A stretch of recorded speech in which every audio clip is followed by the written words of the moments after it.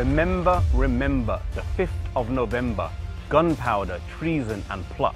I see no reason why Guy Fawkes should ever be forgot.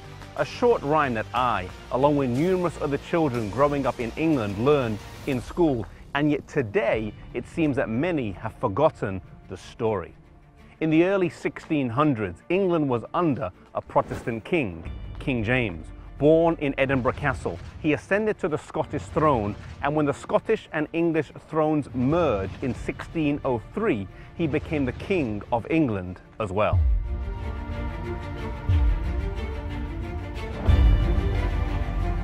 King James is best known for the translation of the Bible that is named after him, translated over a period of 5 years and released in 1611.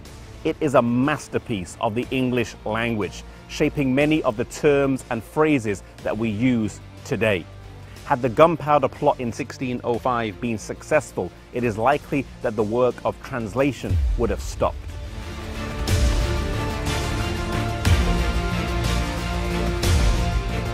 The crown of England had gone back and forth between Catholic and Protestant hands in the early to mid 16th century, but during the reign of Elizabeth I, some stability had been brought to the throne.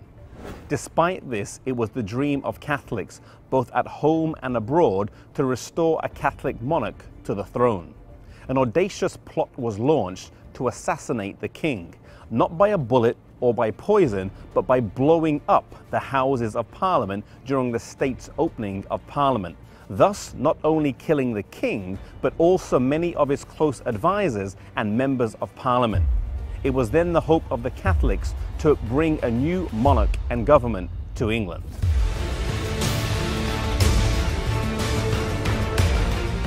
In those days, security was not what it is today, and they were able to rent a space underneath Parliament which they filled with 36 barrels of gunpowder. This huge supply of explosives could not be detonated remotely, and someone had to light it manually, and that job fell to Guy Fawkes. Fawkes, born in York, had worked for several years in the Spanish army as an explosives expert, and whilst he was not a major player in this plot, due to the role that he played, his name is etched in history, and he is the one best remembered.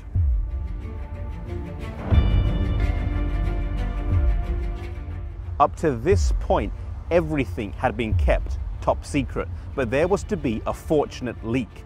Just prior to the 5th of November, an anonymous letter was sent to William Parker, warning him not to attend Parliament on that day. Suspicion was aroused, and a thorough search of the building took place, whereby they found Guy Fawkes and his stash of gunpowder.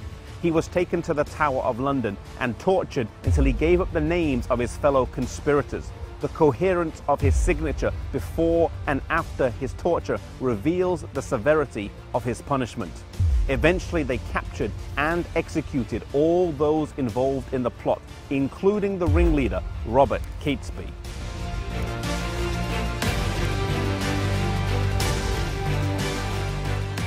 The king and Parliament had been saved. England had been spared another bloody takeover, and Protestantism remained the dominant religion.